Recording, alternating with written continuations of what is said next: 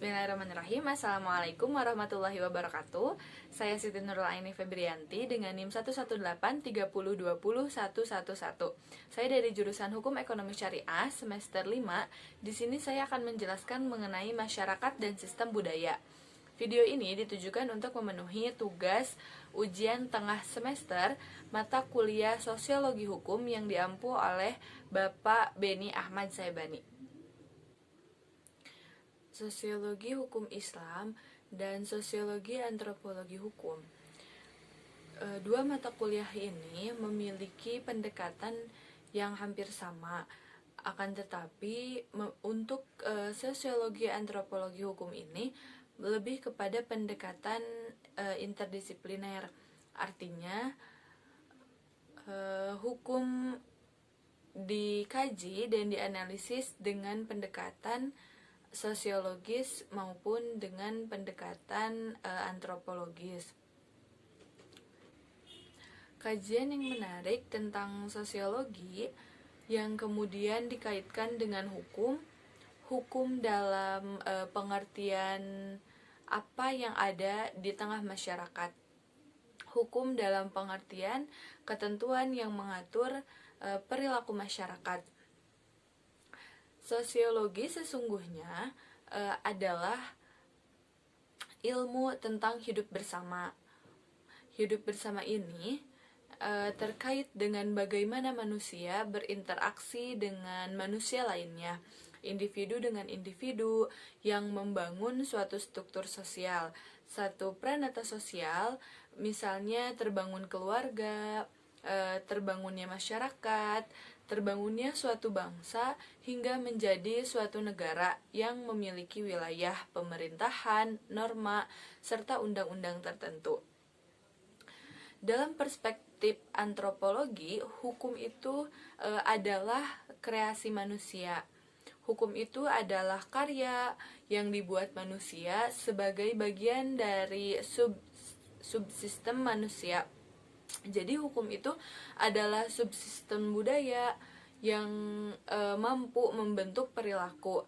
Hukum juga mampu membentuk pola pikir masyarakat, sehingga hukum itu juga mampu membentuk bagaimana masyarakat berpegang kepada sistem nilai ketika melakukan suatu tindakan atau perbuatan.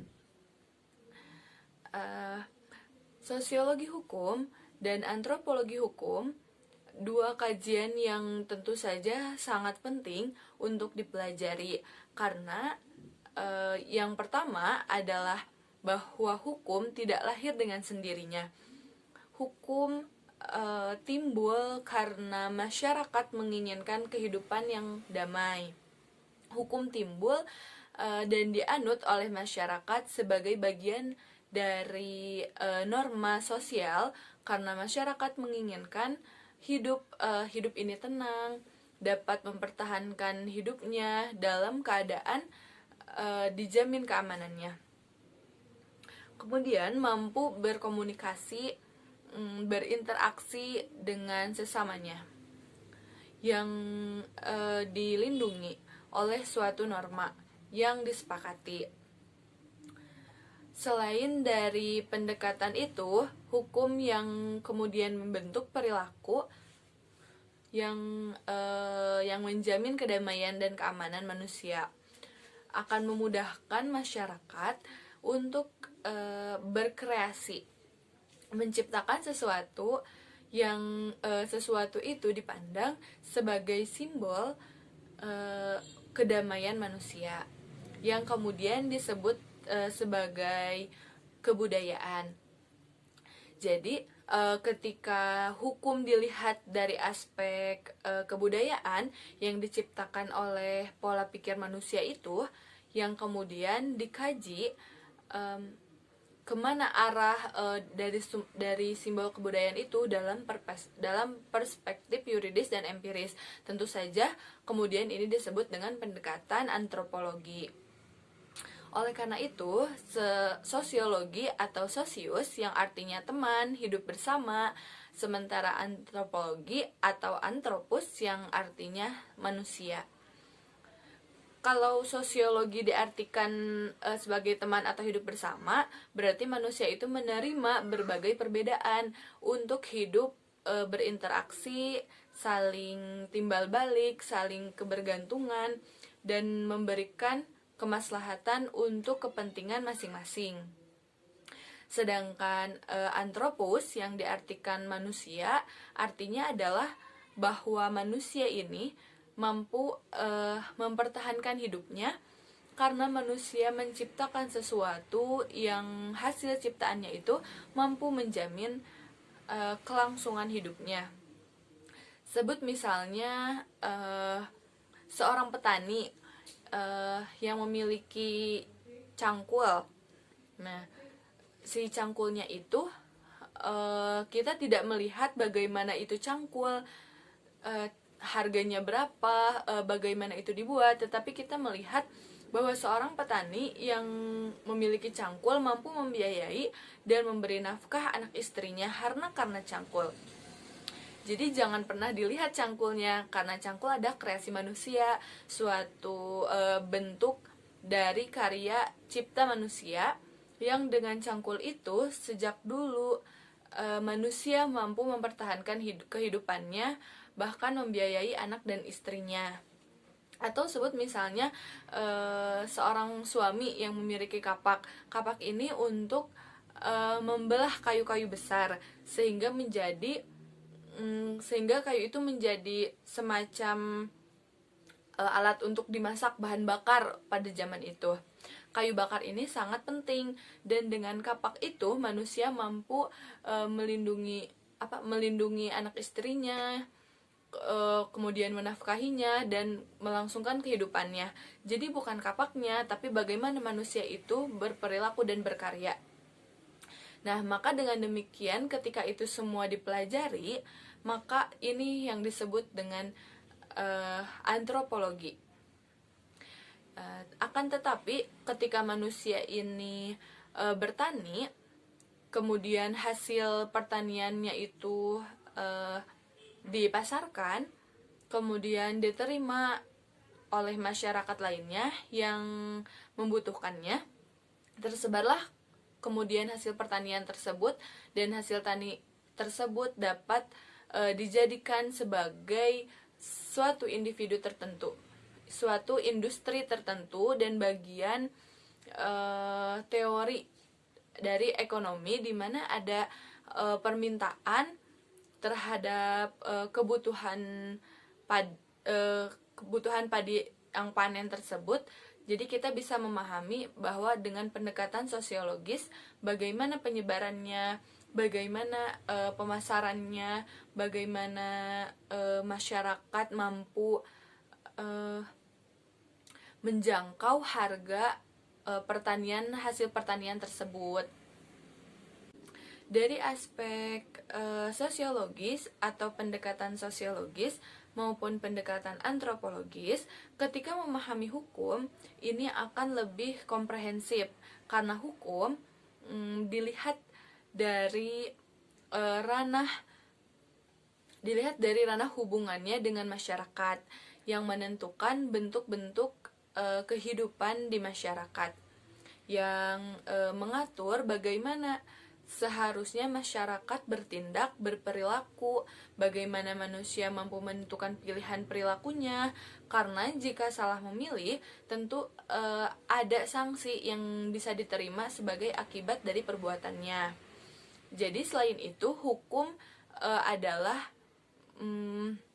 satu inisiasi, suatu karya besar dari manusia untuk masyarakat, yang kemudian dibantu oleh lembaga-lembaga tertentu sehingga menjadi undang-undang.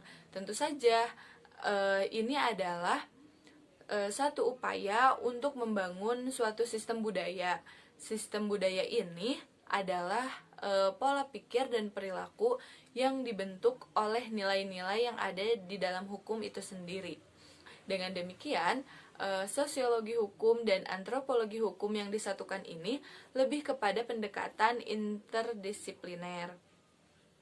Dalam perspektif lain, sosiologi hukum yang dikaitkan dengan agama, misalnya sosiologi hukum Islam. Untuk kajiannya adalah bagaimana hukum Islam atau yang biasa kita sebut syariah atau biasa disebut dengan fikih. Karena dengan pun al-ahkamu syariatu al-amaliyah al-mutasyabu min adilati tafsiliyah.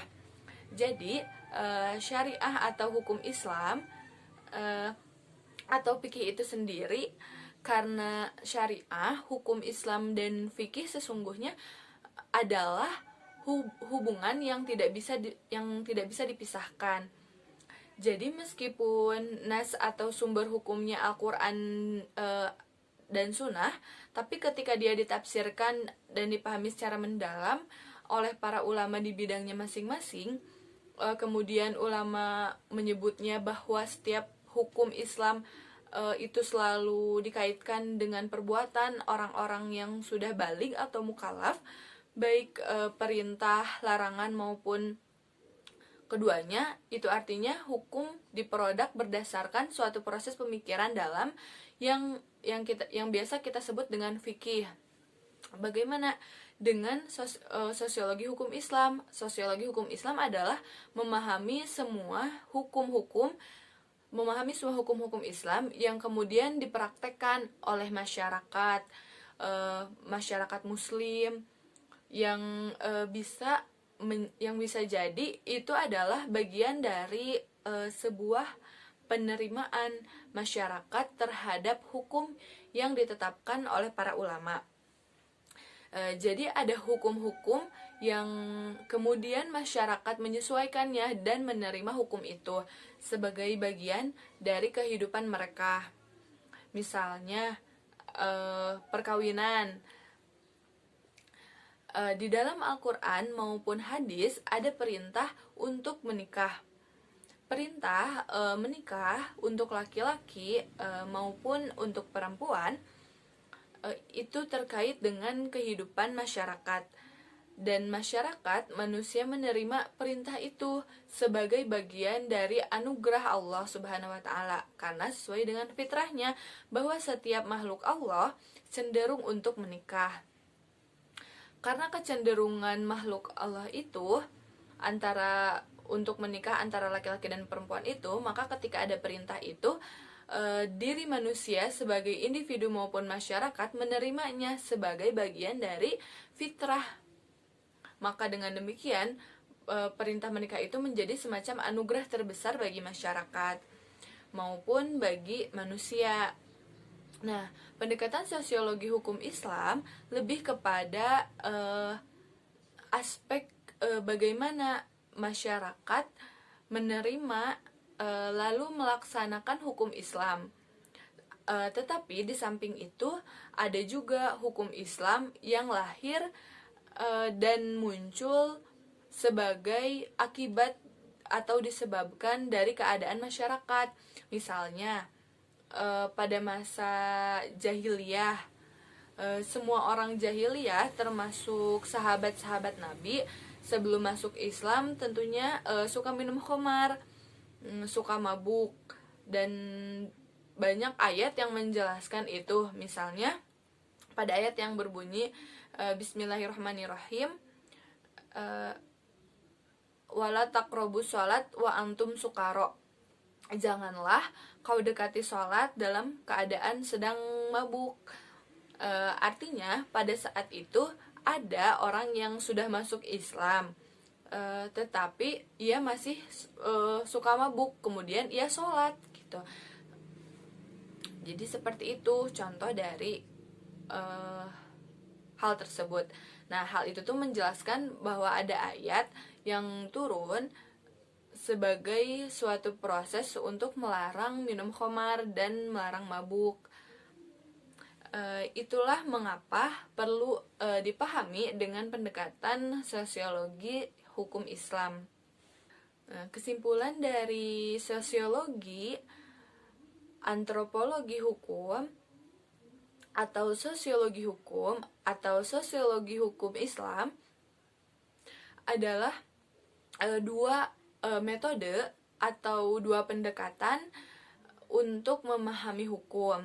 Sosiologi yang memahami dari aspek interaksional individu dan kepada individu atau dari masyarakat di dalam memahami sebaliknya, sedangkan antropologi adalah suatu pendekatan terhadap manusia sebagai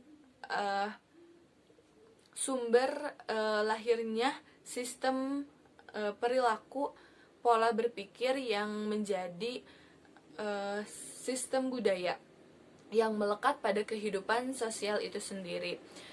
Jadi sosiologi bagaimana melihat manusia saling berinteraksi dalam berbagai perbedaan, status sosial, terus dan yang lainnya, tapi mampu berinteraksi dengan yang lainnya. Sedangkan antropologi melihat bagaimana masyarakat mampu membangun sistem budaya yang di dalamnya ada pola pikir yang juga merujuk pada nilai-nilai yang disepakati sebagai norma, sebagai hukum, sebagai kaidah, sebagai ketentuan yang dianut bersama.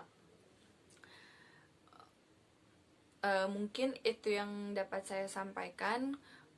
Kurang dan lebihnya mohon dimaafkan. Wassalamualaikum warahmatullahi wabarakatuh.